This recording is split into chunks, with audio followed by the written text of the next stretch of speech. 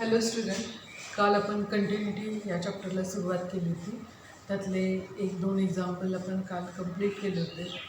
जे पुढचा क्वेश्चन आहे क्वेश्चन नंबर 2 त्यातले काही एक्झाम्पल आणि पुढच्याही क्वेश्चनमधले सगळेचे सगळे पण एक्झरसाइज घेणार नाही आहेत. आपण जे जे महत्त्वाचे एक्झाम्पल आहेत तेच आपण घेणार आहोत.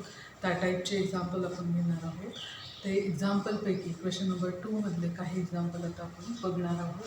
त्यातलं पहिले हे एक्झाम्पल आहे, क्वेश्चन आहे त्यातला, examine whether the following function is continuous at indicated point against them. म्हणजे तर एक्झामिन करायची की कंटिन्युटी आहे का कुठल्या पॉईंटसाठी अगेन्स्ट दॅम. म्हणजे जो पॉईंट गिवन असेल त्या प्रॉब्लेममध्ये त्या पॉईंटसाठी आपल्याला कंटिन्युटी चेक करायची. या अर्थाने हे एक्झाम्पल आहेत.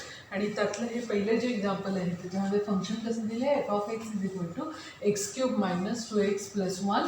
कधी if x is less than equals to 2 साठी पहिलं फंक्शन गिवन आहे. आणि दुसरं फंक्शन काय आहे, 3x - 2. सेम फंक्शनची value x is greater than 2 साठी ही फंक्शन व्हॅल्यू आहे ॲट x = 2. आणि काल जसं आपण बघितलं की लेस दॅन ग्रेटर दॅनचा फॉर्म असेल तर लेफ्ट हँड, राईट हँड आणि ॲट द पॉईंट अशा सर्व व्हॅल्यूज आपल्याला चेक करावं लागतात. त्यानुसार कॅल्क्युलेशन पूर्ण करायचं आणि मग कंटिन्युटी आहे का नाही हे डिसाईड करायचं. त्या पद्धतीनेच आता आपण सिम्प्लिफाय करणार आहोत. साहजिकच इथे एक्सची व्हॅल्यू लहान आहे, म्हणजे लेफ्ट हँडसाठी पहिली टर्म दिली आहे आणि कंटिन्युटी कुठे चेक करायची आहे, ॲट x = 2 साठी. लेफ्ट हँड घेऊया, -f(x) फंक्शन जे आहे त्याची व्हॅल्यू आता सबस्टिट्यूट करून घेऊया. टर्म येईल x³ - 2x + 1. सबस्टिट्यूट करा. टर्म डायरेक्ट सिम्प्लिफिकेशन आहे, कॅल्क्युलेशन काहीच नाही आहे. टर्म सबस्टिट्यूट करा. 2³ - 2 × 2 + 1. सिम्प्लिफिकेशन 8 - 4 + 1. परत सिम्प्लिफिकेशन 4 + 1 = 5. हे जे आलं आहे त्याला इक्वेशन नंबर 1ने इंडिकेट करून ठेवायचा. हा लेफ्ट हँड जो आहे तो आपला कंप्लीट झाला. आता आपण लिमिट राईट हँडसाठी फाइंड आउट करूया. राईट हँड आपण कसं इंडिकेट करतो, त्याच्या डोक्यावर प्लस साईन देतो, म्हणजेच आपण त्याची राईट हँड साईड करतो. आणि राईट हँड साईड म्हणजे एक्सची व्हॅल्यू मोठी असली पाहिजे. एक्सची व्हॅल्यू मोठी 2पेक्षा. ही टर्म कुठली आहे, सेकंड फंक्शनची व्हॅल्यू आहे आणि तीच टर्म येईल. असं कधीच नसतं की पहिली टर्म लेफ्ट हँडच असेल आणि दुसरी टर्म राईट हँड. हे असं सपोज नाही करायचं, चेक करायचं. चेक कसं करायचं, लहान कोण मोठं कोण हे बघायचं आणि त्याच्यानुसार लहान असेल एक्स तर तो लेफ्ट हँड, एक्स मोठा असेल तर तो राईट हँड असतो. एवढं लॉजिक लावायचं आणि त्या पद्धतीने कॅल्क्युलेशन पूर्ण करायचं. -2 परत सिम्पल एक्झाम्पल आहे. 2 - 2 आन्सर काय येईल, 6 - 2 = 4. हे क्वेश्चन नंबर हा जो आहे तो इक्वेशन नंबर 2ने इंडिकेट करा. आणि इथे ऑब्झर्व करा, इथे लेफ्ट हँड आणि राईट हँड आपण कॅल्क्युलेट केला. इक्वेशन 2 चे जे व्हॅल्यूज आलेले आहेत त्या व्हॅल्यूज इक्वल नाहीत. त्यामुळे पुढचा पॉईंट कॅल्क्युलेट करण्याचीच गरज नाही. म्हणजे इथेच डायरेक्ट आपण डिक्लेअर करू शकतो की from equation 1 and equation 2, from 1 and 2 limit x tends to 2 - f(x) is not equal to limit x tends to 2 + f(x) आणि नॉट इक्वल्स टू असेल तर आपला रिझल्ट काय असतो, therefore given function is discontinuous. कुठे डिसकंटिन्युटी, ॲट x = 2. आणि ही डिसकंटिन्युटी कुठल्या टाईपची आहे ते पण आपण मेन्शन करू शकतो. तर given function is irremovable discontinuous.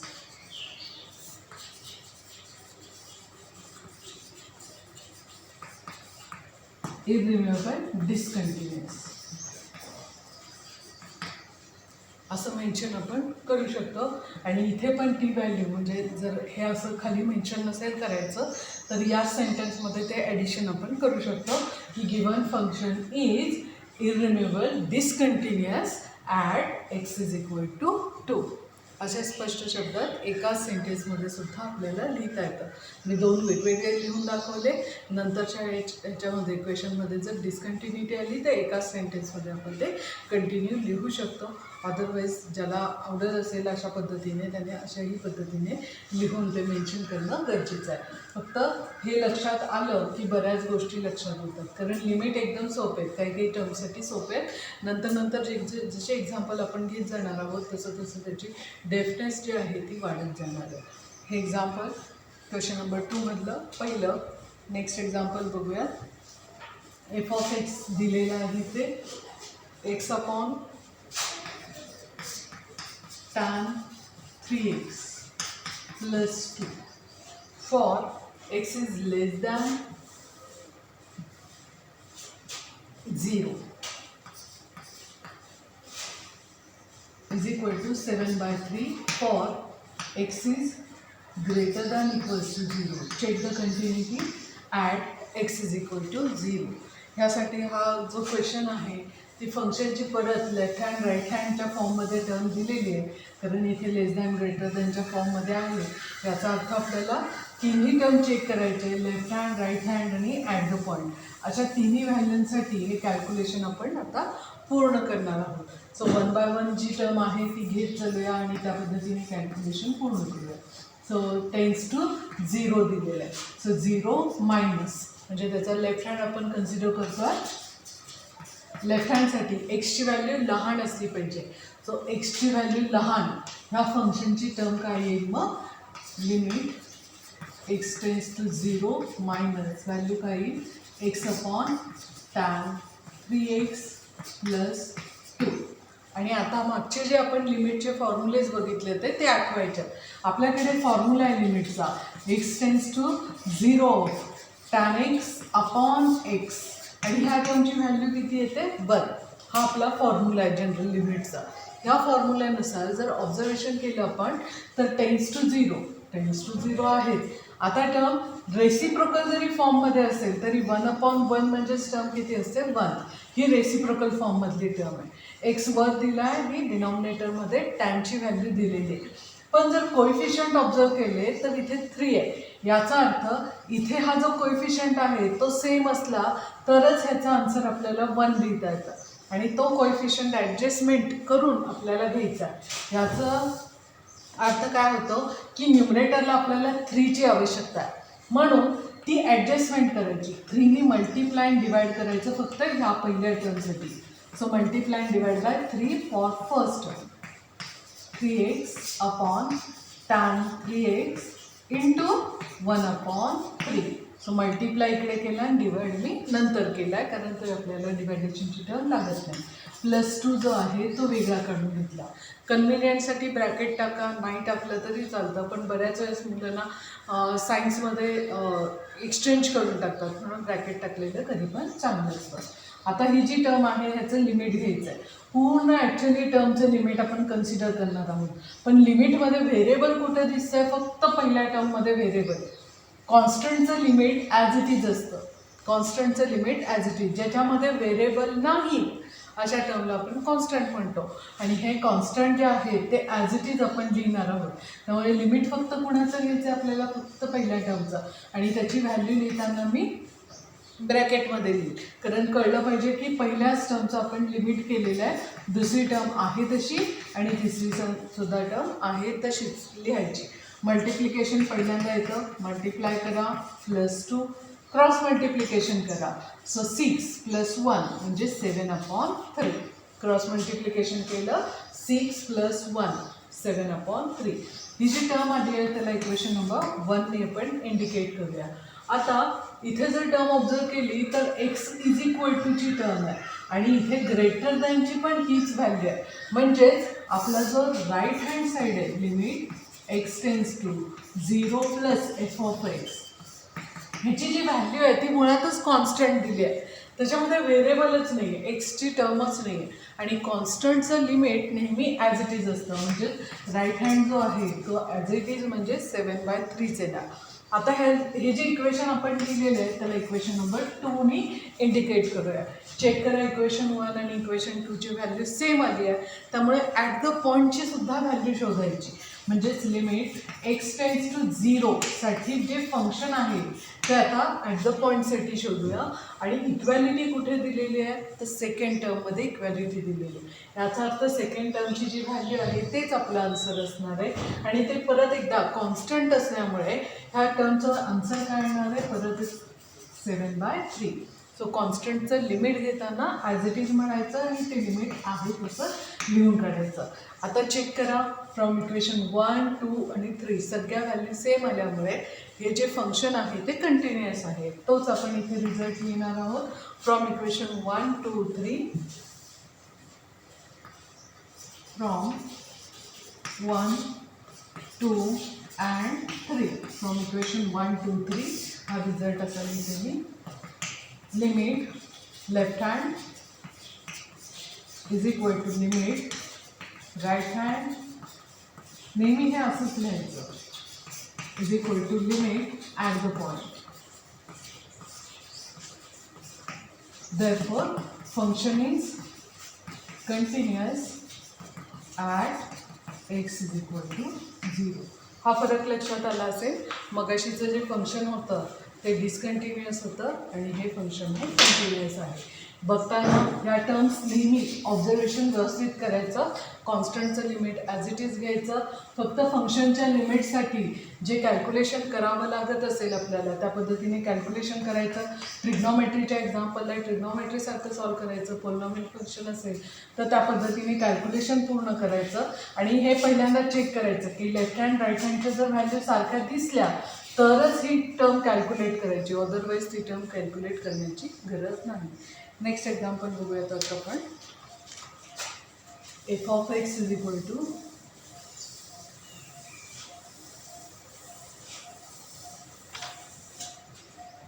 Value दिलेली आहे X square plus 18x minus 19 upon X minus 1 for x is not equals to 1 and is equal to 20 for x is equal to 1. Check the continuity at, it is लिहिलेली, check the continuity at x is equal to 1 साठी continuity आपल्याला check करायची आहे. आणि हे check करण्यासाठी term जी given आहे ती जर ऑब्झर्व केली तर नॉट इक्वल्स टू आणि इक्वल टूच्या फॉर्ममध्ये, नॉट इक्वल्स टू आणि इक्वल टूच्या फॉर्ममध्ये. आणि म्हणूनच व्हॅल्यू जी आहे ती फक्त ॲट द पॉईंटसाठीच कॅल्क्युलेशन पूर्ण करायचं. लिमिटचं आपल्याला लेफ्ट हँड नाही घ्यायचं, राईट हँड नाही, फक्त ॲट द पॉईंटसाठी जी व्हॅल्यू आहे ती घ्यायची. पण गिवन टर्म पहिल्यांदा लिहून काढायची की गिवन काय आपल्याला एफ ऑफ 1 साठी एक्स इज इक्वल टू 1 साठी एफ ऑफ 1 साठी व्हॅल्यू किती दिली आहे 20. हे इक्वेशन जे आहे मिळालेलं किंवा गिवन दिलेलं त्याला 1 ने इंडिकेट करा. Limit X tends to at the पॉईंटसाठी कॅल्क्युलेशन करा. टेन्स टू 1 घ्यावं लागेल कारण चेक करायचं आपल्याला 1 साठी फंक्शन. सो फंक्शनची जी व्हॅल्यू दिलेली आहे नॉट इक्वल्स टूची ती आपण कन्सिडर करणार आहोत. X square plus 18x minus 19 upon X minus 1. हे जर ऑब्झर्वेशन केलं आपण की ह्या टाईपचे एक्झाम्पल आपल्याला फॅक्टरायझेशन मेथडमध्ये मिळतं. आणि फॅक्टरायझेशन मेथडमध्ये हा जो क्वाड्रॅटिक इक्वेशनचा फॉर्म आहे तो सॉल्व केला तर हा जो फॅक्टर आहे तो कॅन्सल होईल. आणि हे कॅल्क्युलेशन कसं करायचं की 19चे फॅक्टर कसे मिळाले पाहिजे ॲडिशन 18च्या फॉर्ममध्ये. डायरेक्ट आहे आपल्याला मल्टिप्लिकेशन -19 आणि ॲडिशन त्याची +18 यायला पाहिजे. सो +18 म्हणजे -1 आणि +19. हे जे फॅक्टर्स आहेत ते घेऊया. एक्स मायनस 1 पहिला फॅक्टर डायरेक्ट लिहा आणि एक्स प्लस 19 हा दुसरा फॅक्टर अपॉन एक्स मायनस 1. ही जी टर्म आलेली आहे त्याच्यातनं कॉमन टर्म जी आहे ती कॅन्सल करा. कॉमन टर्म कॅन्सल झाल्यानंतरची जी व्हॅल्यू आहे ती राहिली एक्स प्लस 19. आणि आता हे कॉमन टर्म कॅन्सल झाल्यामुळे तुम्ही लिमिट सबस्टिट्यूट करू शकता. जिथे एक्स दिसतंय तिथे लिमिटची व्हॅल्यू 1 सबस्टिट्यूट करा, ॲडिशन करा. ॲडिशनची जी टर्म आली आहे त्याला इक्वेशन नंबर 2 ने इंडिकेट करा. आणि आता चेक करा फ्रॉम इक्वेशन 1 आणि 2च्या व्हॅल्यू. सो दोन्हीच्या व्हॅल्यू सारख्या दिसत आहेत म्हणून खाली रिझल्ट लिहायचा फ्रॉम 1 and 2. तर काय limit x tends to 1 of function is equal to F of 1 आणि म्हणूनच आपल्याला काय म्हणता येतं function is continuous at X is equal to 1 हा रिझल्ट झाला. ही टर्म लिहून काढली आपण. याच पद्धतीने बरेच एक्झाम्पल आपण सॉल्व केलेले आहेत. मागचे पण एक्झाम्पल आणि हे एक्झाम्पल मिळून तुम्हाला कंटिन्युटी कशी चेक करायची हे लक्षात आलं असेल. आता पुढच्या एक्झाम्पलमध्ये गिव्हन असेल की फंक्शन हे कंटिन्युअस आहे म्हणून, फंक्शन कंटिन्युअस आहे म्हणून गिव्हन असेल. मग त्याच्यातला एखादा अननोन कॅल्क्युलेट करायचं असेल किंवा ह्या पर्टिक्युलर टर्मची व्हॅल्यू कॅल्क्युलेट करायची असेल, अशा टाईपचे एक्झाम्पल आपण पुढच्या तासाला बघूयात की ज्याच्यामध्ये रिव्हर्स ऑर्डर असेल. कंटिन्युअस फंक्शन असेल, आपल्याला कुठली तरी एखादी टर्म किंवा अननोन जो आहे तो कॅल्क्युलेट करावा लागेल. हे एक्झाम्पल आणि यासारखे जे एक्झाम्पल अजून पुस्तकात दिलेले आहेत ते सरावासाठी चेक करा, त्याचा अभ्यास करा व्यवस्थित. जेवढे एक्झाम्पल मी घेतलेले आहेत तेवढे मात्र व्यवस्थित करा. कॅल्क्युलेशन समजून घ्या, समजून काढून मग लिहून काढा आणि मग नंतर त्याचा सराव करा. ठीक आहे, पुढच्या तासाला पुढचं.